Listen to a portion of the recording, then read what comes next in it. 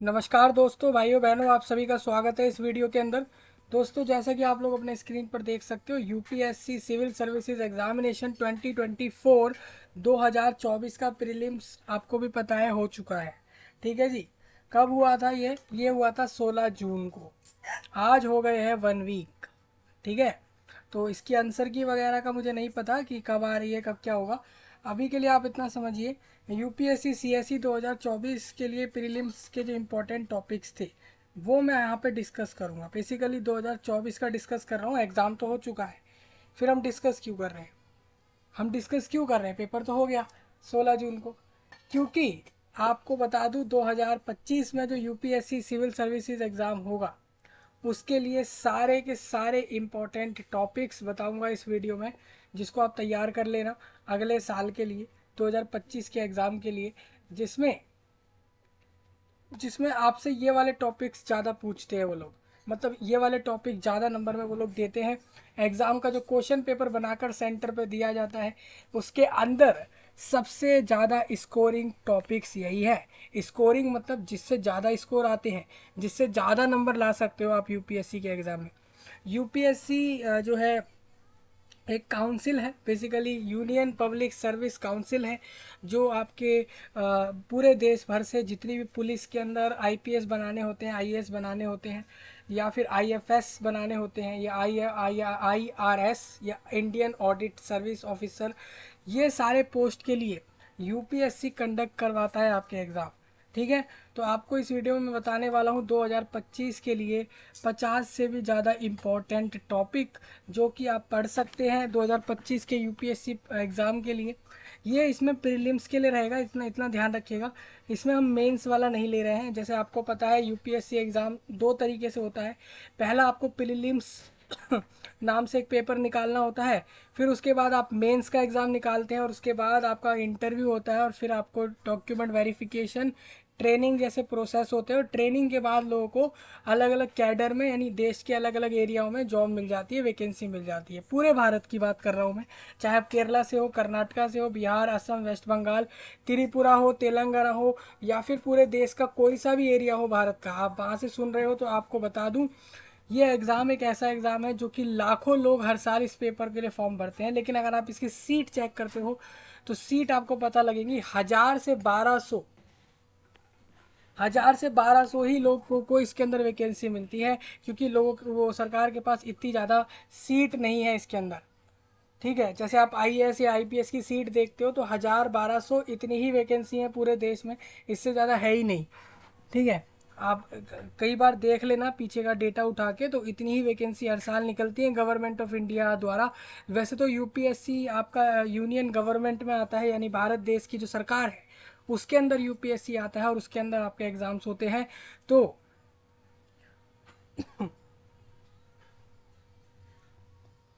तो वही मैं कह रहा था, इस वीडियो के अंदर आपको मोस्ट स्कोरिंग टॉपिक बता रहा हूँ। स्कोरिंग टॉपिक मतलब वो टॉपिक्स जिसको आप रेडी करिए इस बार के 2025 के एग्ज़ाम के लिए। ये टॉपिक अगर आप रेडी करते हो तो आप मान के चल सकते हो कि आपके प्रीलिम्स में लगभग 80 to 90% मार्क्स आएंगे आराम से उस एग्ज़ाम के अंदर, अगर ये टॉपिक्स कवर किए गए आपके द्वारा। ये सारी टॉपिक्स मैं आपके सामने, टाइम्स ऑफ इंडिया आपका एक न्यूज़ मीडिया प्लेटफॉर्म है, उसकी तरफ से, दूसरा यहाँ पर एक फिज़िक्स वाला एक एड टेक एजुकेशन प्लेटफॉर्म है, फिज़िक्स वाला एक एजुकेशन प्लेटफॉर्म है। उसके साथ साथ यहाँ पर एक कंपटीशन डॉट करियर्स 360 नाम की एक वेबसाइट आप जानते हो, तो ये लोग भी इसके ऊपर बताते हैं, तो उसके द्वारा भी मैं आपको बता देता हूँ इंपॉर्टेंट टॉपिक्स। ठीक है। वैसे तो आप सिलेबस चेक कर लीजिए, 2025 का आपका कैलेंडर आ चुका है। आप सभी को पता हो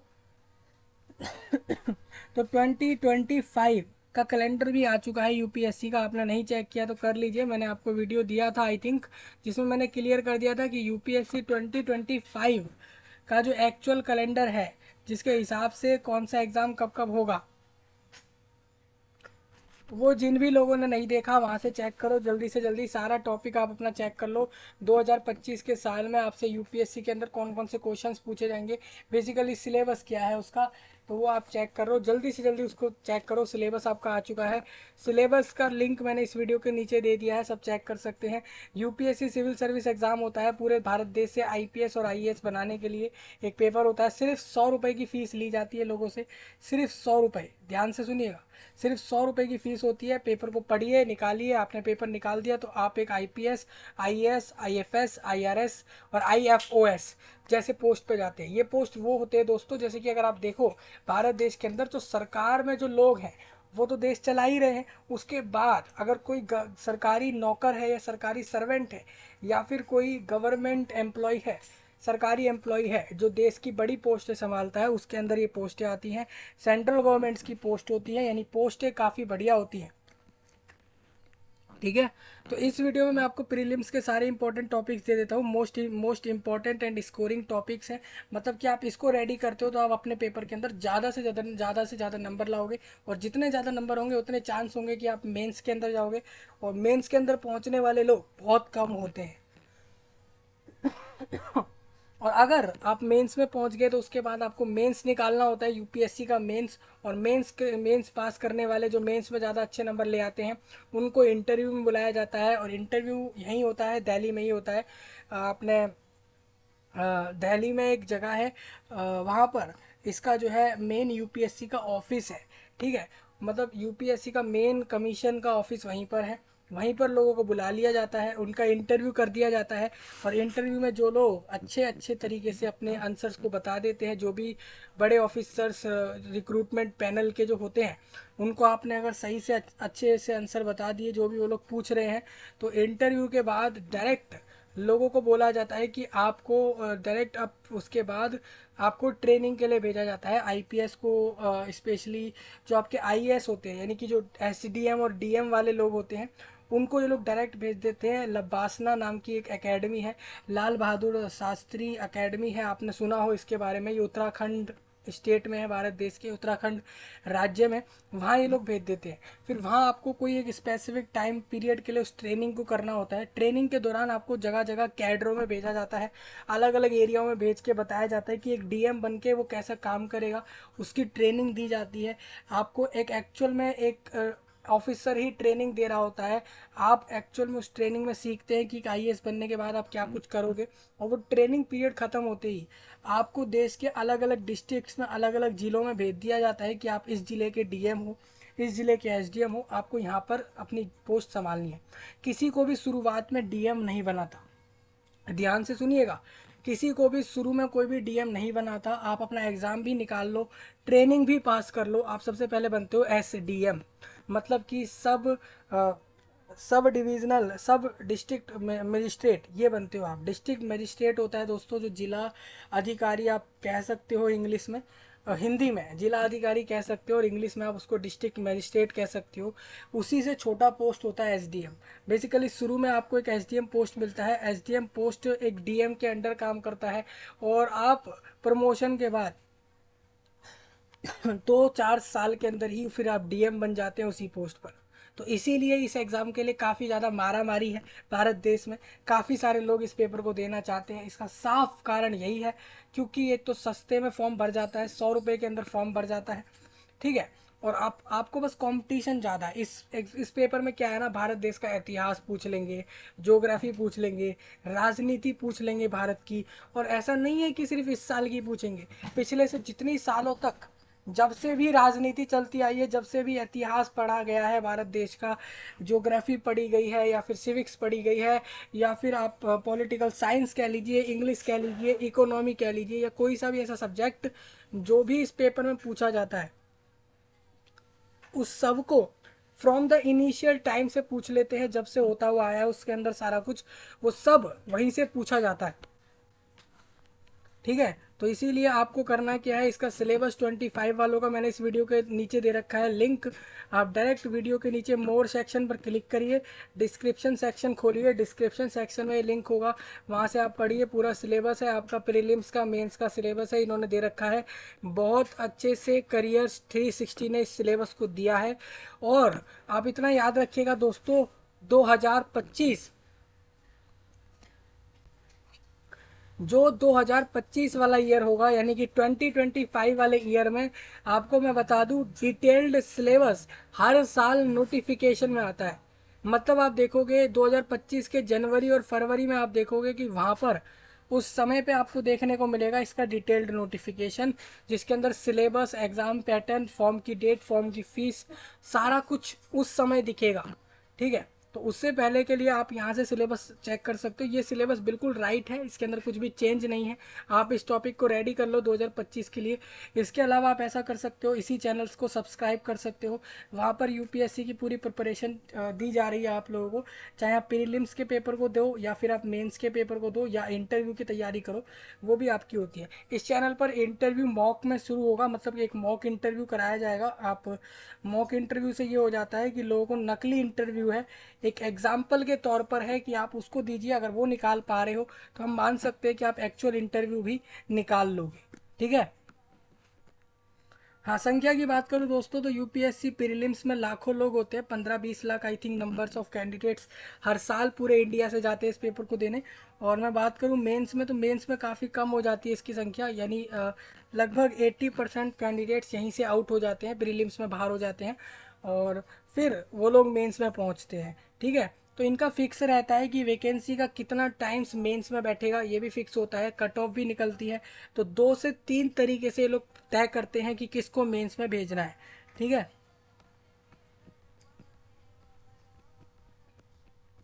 तो ये वाला टॉपिक बहुत इंपॉर्टेंट है हमारा, इसको आप ध्यान से सुनिएगा। दूसरा, इसके अंदर मैं आपको बता दूं फिजिक्स वाला नाम का जो एडटेक प्लेटफॉर्म है, उसमें उन्होंने दोस्तों मैं आपको बता दूं ओनली आईएएस बाय फिजिक्स वाला नाम से भी एक अलग से वेबसाइट है उनका। तो उस पर भी आप देखते हो तो उस पर भी इन्होंने अच्छे से बताया। इन्होंने इस वाली लिस्ट में तो 100+ इंपॉर्टेंट टॉपिक्स दे दिए हैं। वैसे तो मेरे को क्या था कि मैं इनके टॉपिक्स की डिटेल निकालता, अलग से पीपीटी रेडी करके आपके सामने प्रेजेंट करता, लेकिन मैंने सोचा कि अब जब इनके पास है डिटेल्स तो इन्हीं की तरफ से दे दूं। और इन्होंने, मैंने देखा कि इन्होंने सच में काफ़ी सारा डिटेल्ड एनालिसिस करके निकाली है डिटेल्स।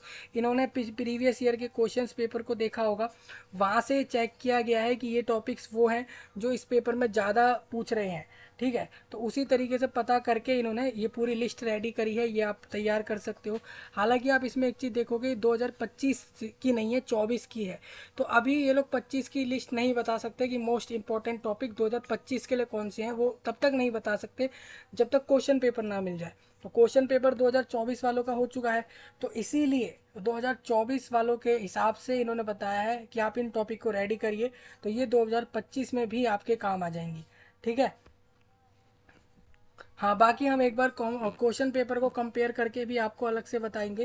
और बात करें यूपीएससी के रिजल्ट के बारे में, तो रिजल्ट अभी नहीं आया है। जैसा आप भी जानते हो कि भाई 16 जून को तो पेपर लिया गया है, 16 जून को पेपर हुआ है, तो इसमें इतनी जल्दी रिजल्ट नहीं आ सकता है। आज तो 22-23 जून है, तो आप मान के चलिए कि आपको इसके अंदर जुलाई तक, 1 या 5 जुलाई तक इसमें आपको रिजल्ट दिख जाएगा प्रीलिम्स वालों का। तो वहाँ से आप देख लेना कि भाई इस बार क्वेश्चन पेपर में ऐसे कौन से टॉपिक आए हैं। क्वेश्चन पेपर आप देख सकते हो, उसके आंसर की जिस दिन पेपर होता है उसी दिन आंसर की आ जाती है, जो कि पता लगा देती है कि कौन कौन से क्वेश्चन कितने मार्क्स के आए हैं। ठीक है।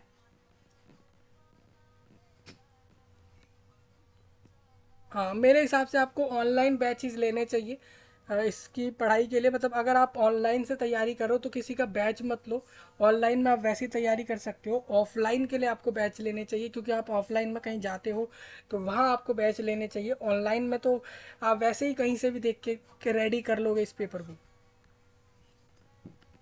तो आप अगर ऐसे डालते हो ब्राउजिंग ऐप पर या ब्राउज़र पर, ये डालते हो कि most scoring topics for UPSC CSC prelims के लिए, तो आपको बहुत से टॉपिक मिल जाते हैं। ये सारे टॉपिक वो हैं, अगर आप इसको रेडी कर लोगे तो आप मान के चलिए कि आप 70 to 80% मार्क्स आराम से प्रीलिम्स में स्कोर करोगे यूपीएससी के में। ठीक है। वैसे स्टेट पीसीएस भी होता है, मतलब कि राज्य के अंदर एमपी पीसीएस होता है और महाराष्ट्र पीसीएस, गुजरात पीसीएस होता है। पीसीएस क्या होता है दोस्तों, मैं आपको बता दूं, पीएससी एक कमीशन बनाया गया है राज्यों के अंदर, पब्लिक सर्विस कमीशन। ठीक है, तो उसको लेकर ना वो पीएससी है, और उस पीएससी के अंदर पीसीएस बनाया गया है। पीसीएस क्या हो जाता है, पीसीएस होता है आपका पब्लिक सिविल सर्विसेज, ठीक है, ये उसका नाम है पूरा। तो उसके अंदर आप देखते हो पीसीएस को, तो स्टेट पीसीएस आपके सेंट्रल गवर्नमेंट का यूपीएससी के बाद आता है। मतलब आप अगर यूपीएससी देते हो तो स्टेट सेंट्रल गवर्नमेंट के अंदर आईएएस आईपीएस आईएफएस और आईआरएस और दूसरे पोस्ट जितने भी नोटिफिकेशन में मेंशन होते हैं वो सब मिल जाते हैं, ठीक है। लेकिन अगर आप स्टेट पीसीएस देते हो तो वहाँ पर आप एक डीएसपी या फिर आप एक डीसी जैसी पोस्टों को लेते हो जो स्टेट लेवल पर निकलती है, वो उसके लिए टोटली स्टेट की गवर्नमेंट उन वैकेंसी को निकालती है, ठीक है। तो सब में डिफरेंस आपको क्लियर हो रहा होगा। प्रिपरेशन प्लान 25 वालों का मैं आपको दूंगा, उसको देखकर आप प्रिपरेशन करना। और डायरेक्टली प्लान क्या है कि मैं आपको डायरेक्ट इसके टॉपिक रेडी करवा दूंगा।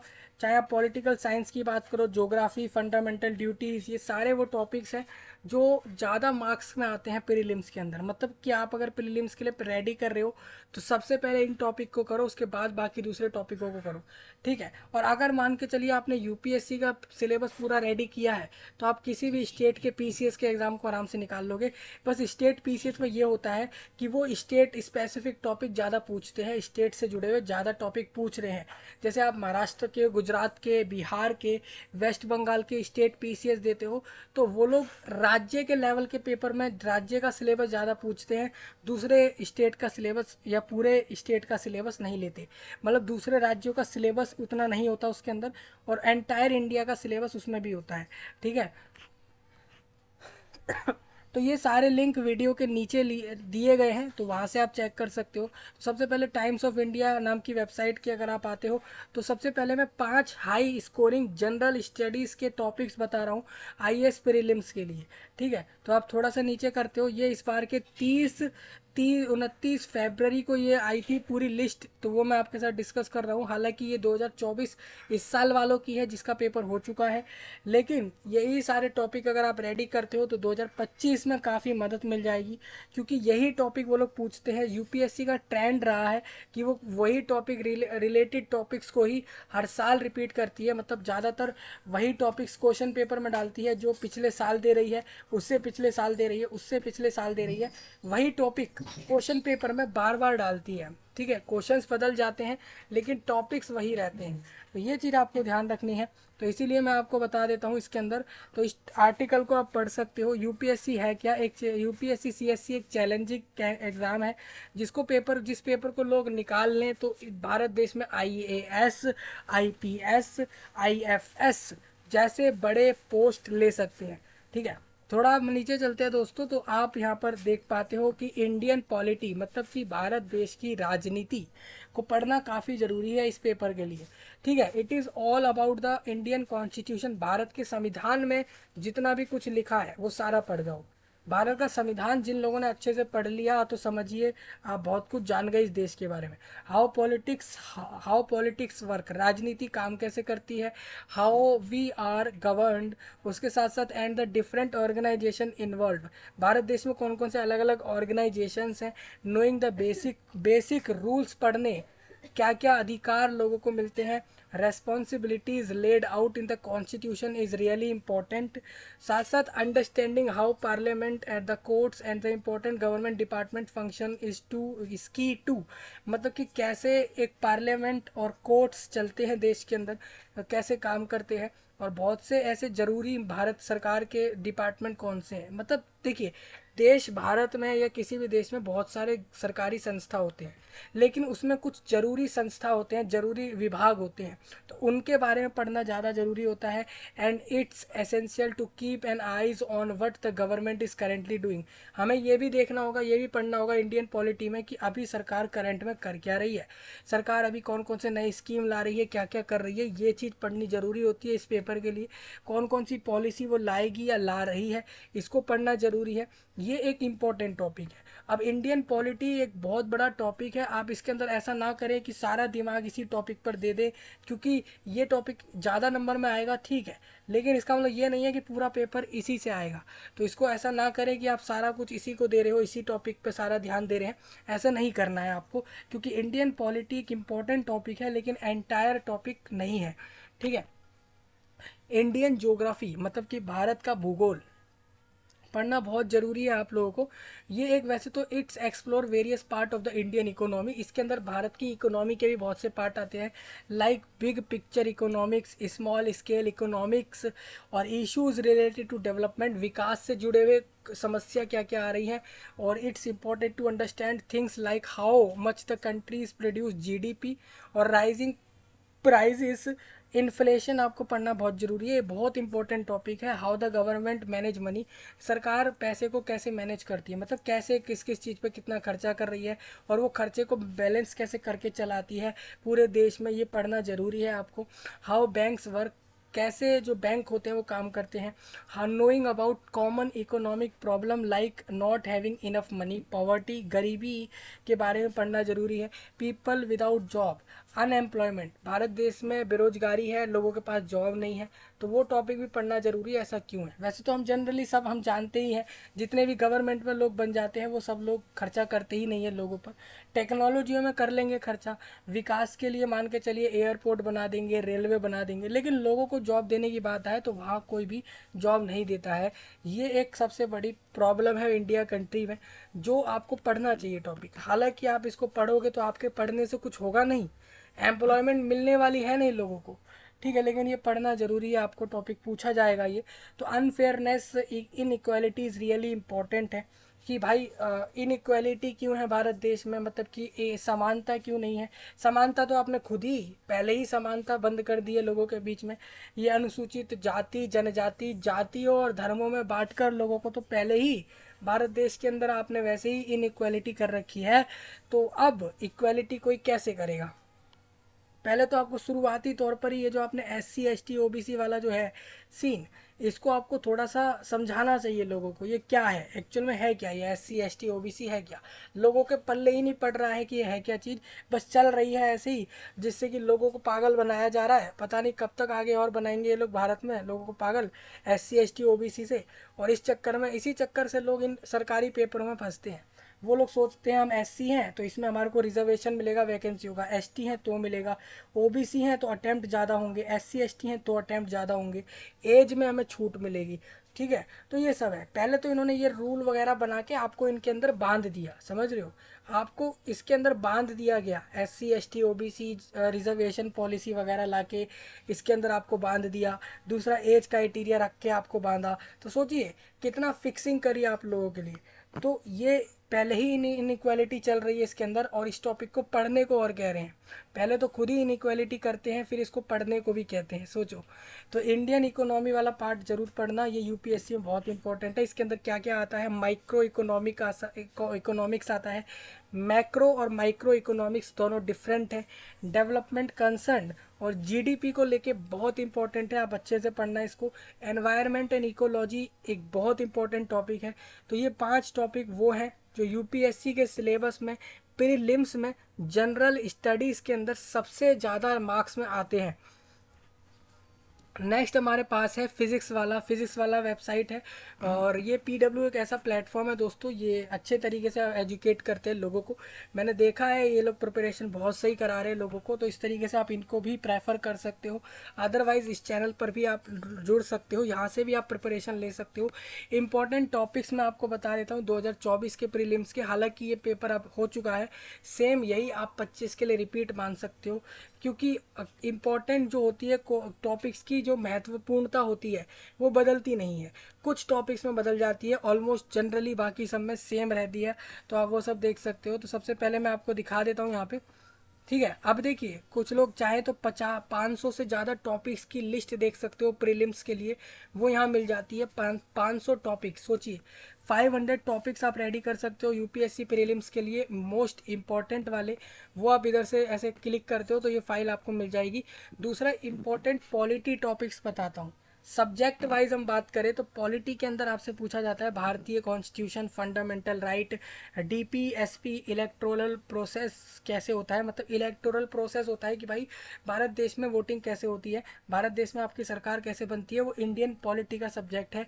एग्जीक्यूटिव, लेजिस्लेटर, जुडिशियरी, ये सब आप पढ़ लेना। एग्जीक्यूटिव आप समझते हो, जुडिशरी न्यायिक बातें हो रही हैं। फेडरलिज्म और लोकल सेल्फ गवर्नमेंट, मिशन वात्सल्य स्कीम, ये आपको पढ़नी होगी। फंडामेंटल ड्यूटीज़, सिटीजनशिप, मतलब देखिए नागरिकता भारत देश में किस किस तरीके से मिलती है।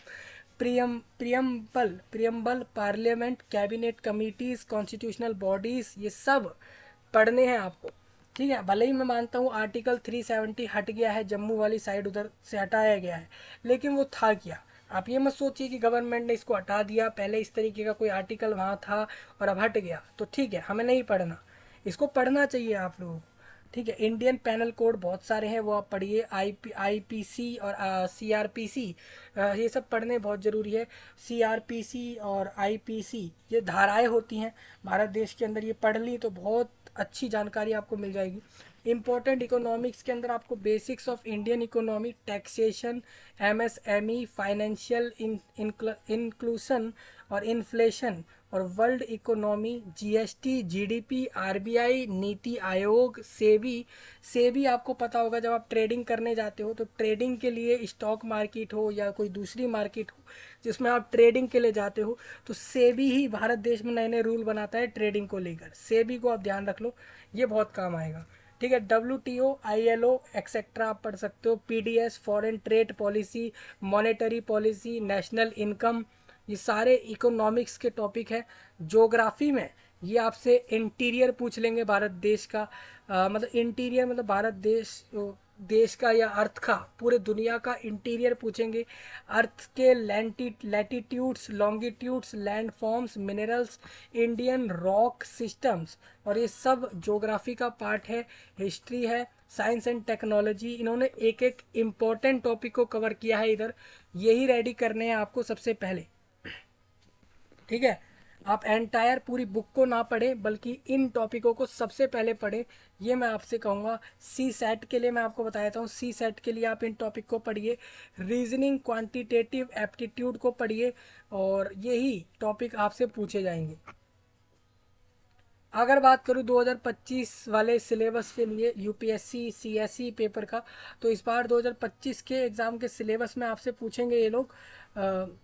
मैं आपको बता देता हूँ, ये पेपर ऑफलाइन होता है, कभी भी कंप्यूटर पर नहीं होता है ये पेपर। और ये पेपर में आपको नंबर ऑफ स्टेजेस में आपको बता देता हूँ। इसमें प्रीलिम्स एग्ज़ाम होता है, फिर मेंस एग्ज़ाम होता है, फिर इंटरव्यू होता है। प्रीलिम्स के 2 पेपर होते हैं, मेंस के 7 पेपर होते हैं। प्रीलिम्स का जो 2 घंटे के दो पेपर चलते हैं, ठीक है। ये सब पैटर्न हम डिस्कस कर चुके हैं, इसको हमें नहीं करना है यहाँ, इसको छोड़ रहे हैं। प्रीलिम्स का सिलेबस आप यहाँ से पढ़ सकते हो। 25 के लिए पूरा सिलेबस इधर रखा गया है, तो ये आप पढ़ लेना, इसको मैं यहाँ डिस्कस नहीं करूँगा। आपको पता होना चाहिए कि आपको 5 पेपर मेंस में ऐसे ही देने होते हैं, 4 जीएस के देने होते हैं, एक ऐसे का होता है। देखिए, एक ऐसे राइटिंग होता है, 4 जीएस के पेपर होते हैं, 3-3 घंटे के पेपर होते हैं ये।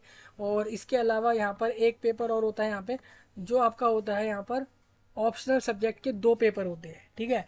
ये भी आपको देना होता है। Consist of 2 optional subject, 2 optional subject लेने हैं अपनी मर्जी से इस पूरी लिस्ट में से, और उसके भी पेपर आपको लिखने होते हैं। और ये अगर आप पास कर लेते हैं तो आप डायरेक्ट इसको पास करते ही इंटरव्यू में पहुँच जाते हो, ठीक है।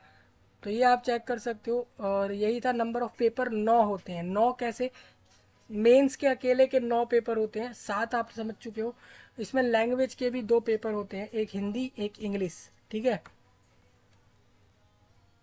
1750 नंबर का पेपर होता है यूपीएससी का मेंस का, 1750 मार्क्स। जो भी कैंडिडेट 1750 में से जितने ज़्यादा नंबर लाता है, उसके उतने चांस बढ़ते हैं कि वो इंटरव्यू में जा रहा है, ठीक है। तो ये पूरा आर्टिकल आप पढ़ सकते हो, ये करियर्स 360 द्वारा ये पूरा आर्टिकल है, तो इसको आप पढ़ सकते हो, पूरा सिलेबस है, ठीक है। हमने 100 टॉपिक्स आपको बताया अभी, तो आपने 100 टॉपिक्स समझ लिए होंगे। यहाँ पे देखिए, यहाँ पर आपने टॉपिक्स इंपॉर्टेंट समझे। अब 100 इंपॉर्टेंट टॉपिक्स में आपको बता देता हूँ कौन से हैं इस बार यूपीएससी प्रीलिम्स 24 के लिए, आप समझिए। सेम यही टॉपिक 2025 के लिए रेडी करोगे तो आप समझिए आपके मार्क्स काफ़ी ज़्यादा आएंगे। सबसे पहले आप देखिए पॉलिटी एंड गवर्नेंस के लिए आप ये वाले टॉपिक रेडी करिए, जैसे constitution making in British India, और जो भी संविधान भारत ब्रिटिश इंडिया में बने थे, और constituent assemblies, features of constitution, schedules, parts और इंस्पिरेशन एक्सेट्रा, ये सब आपको पढ़ने चाहिए। उसके साथ साथ ज्योग्राफी के टॉपिक्स आप पढ़िए, और हिस्ट्री यानी इतिहास जो हो चुका है उसके टॉपिक पढ़िए, जैसे कि Harappan civilisation, sites, culture, features और डिक्लाइन एक्सेट्रा, वैदिक सिविलाइजेशंस, और ये सारे टॉपिक्स आप रेडी कर सकते हो यहाँ से। ठीक है, करंट अफेयर्स के अंदर आप ये टॉपिक रेडी कर लेना। करंट अफेयर्स एक इम्पॉर्टेंट टॉपिक है यूपीएससी के अंदर, बहुत पूछा जाता है। ठीक है, तो इस तरीके से आप देख सकते हो मैंने 100 टॉपिक्स भी आपको बता दिए 2025 के लिए, तो ये आप रेडी कर लेना। आप अगर इंटरनेट पर डालते हो most important scoring topics UPSC CSE prelims, तो आपको मिल जाता है political science, geography, fundamental duties, Indian constitution eight आप इसका पूरा नाम पढ़िए तो एट वर्क। ठीक है, तो टेक्स्ट बुक है ये, 11वीं क्लास की पॉलिटिकल साइंस की बुक है। पार्लियामेंट्री गवर्नमेंट है, और विजयनगर एम्पायर आपको पढ़ना चाहिए, और कॉन्स्टिट्यूशनल बॉडी, और ये सारे टॉपिक आपके इम्पॉर्टेंट टॉपिक हैं यूपीएससी प्रीलिम्स 2025 के लिए भी, और 24 में तो थे ही। ठीक है, किसी का कोई पॉइंट हो जिसको बताना हो वो वीडियो के नीचे बता सकता है, नए टॉपिकों को भी बताता रहे। सब्सक्राइब करके रखे चैनल को, लाइक करें वीडियो को, और शेयर करें इसको लोगों तक। और मिलूंगा आपसे जल्द ही, तब तक के लिए आप सभी का धन्यवाद।